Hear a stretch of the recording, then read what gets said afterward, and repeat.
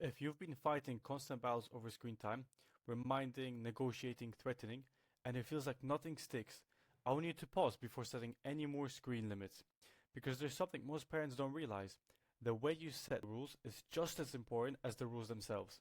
Today, I'm going to show you why the traditional approach usually backfires and what actually works instead. Let's be real. Screen time feels like a power struggle in so many households. You try to enforce boundaries and ends in yelling, guilt, or giving in. But it doesn't have to be that way. When you understand what's going on inside your child's brain and shift how you frame screen time, you stop being the screen police and start being a confident leader. Think of this not as controlling your child, but as helping them build lifelong habits. Most parents start with a hard limit approach. No screens after 7 p.m. or 1 hour a day. It's logical, right? The problem is, this usually comes from frustration, not strategy. So it's reactive, inconsistent, and often gets broken. That inconsistency, it trains your kid to argue every time. They see the rule as negotiable. It's like setting a bedtime, but extending it every time they whine. Eventually, whining becomes the bedtime routine. Screens are designed to hijack attention. They hit the reward center of their brain, specifically dopamine, and kids' brains, they're still developing the part that controls impulse and delay of gratification, the prefrontal cortex. So when they lose it after screen time ends, it's not defiance, it's brain science. A 2019 study in JAMA Pediatrics found that excessive screen time in preschoolers was linked to undeveloped white matter, the part responsible for language and self-regulation.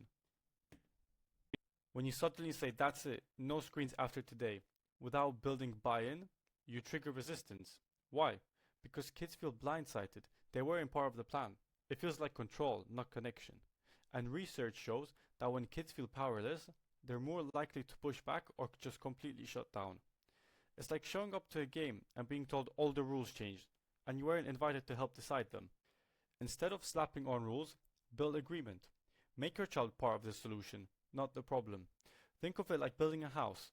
Limits are the walls, but without the foundation, trust, conversation, consistency, those walls collapse.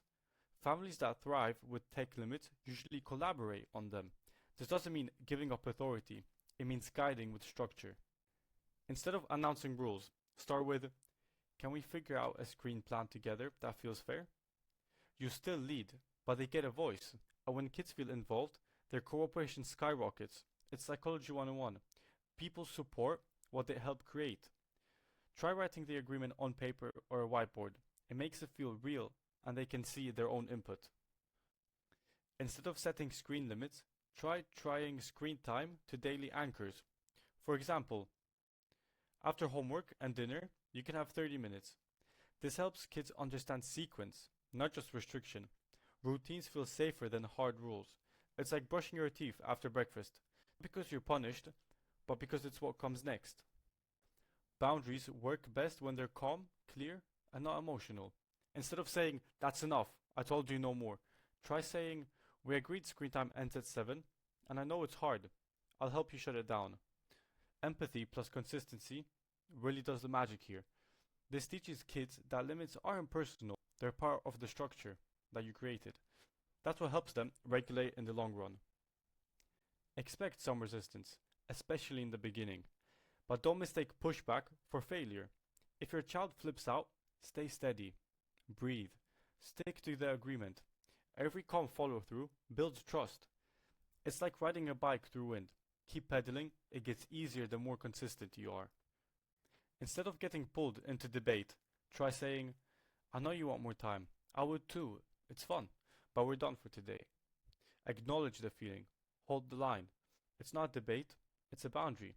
This type of calm script helps prevent emotional escalation and models emotional control. What's one of the biggest mistakes I see? Ending screen time with nothing. Transition to a warm, engaging moment. A snack, a book, playtime, or cuddles. The brain needs something to shift into, not just out of. It's like closing the laptop and staring at the wall. It's even hard for adults, let alone kids. Don't just talk about screen limits. Talk about why screens need balance. Say something like, our brains need rest, our eyes need breaks, and our bodies need to move. Kids understand way more than we give them credit for. When they know why, they stop feeling punished. Try drawing it out together. For example, a brain-friendly day, poster with tech, food, movement, and play. You don't have to be perfect, but aim to be predictable. If you occasionally flex the screen limit, name it clearly. Tonight's a special movie night. We'll get back to our plan tomorrow. In that way, it feels structured, not random. Consistency is more about rhythm than rigidity. Studies from Common Sense Media and the American Academy of Pediatrics agree. What matters isn't just how much screen time, but how it's managed. Kids thrive with predictability, emotional support, and tech boundaries they understand. One study showed that children in households with consistent media rules had better sleep and behavior regulation, even if their screen time wasn't super low. Your kids watch how you use screens. If you scroll at dinner or check emails during playtime, they're learning the same habits. You don't have to be perfect, but even saying, I'm putting my phone down so I can focus on you, teaches more than any lecture ever will. Modeling is the shortcut to behavior change. No sticker charts needed. After trying this approach, parents are saying things like, I can't believe how much easier our evenings feel. We argue less. I don't feel like a villain anymore. My child reminds me of the plan now. That's the power of shifting from rules to shared rhythms. This isn't about being strict. It's about being steady and giving your child something they can actually follow. If you've set rules that failed, yelled, or given in, welcome to being human. This isn't about doing it perfectly, it's about doing it intentionally. Start small, stick with it. It gets easier. The best time to plant a tree was 10 years ago. The second best time will be today. A quick recap on what actually works. Make screen agreements, not just rules. Anchor screen time to routines. Hold boundaries with empathy. Transition smoothly and explain the why. When you do this, you don't just set screen limits, you teach life skills. You're building trust, emotion regulation, and self-awareness. If this gave you clarity or helped shift your thinking, hit subscribe and like for the algorithm, because the more we understand what's going on underneath our kids' behavior, the better we can lead with calm. Take care, and I'll see you in the next one.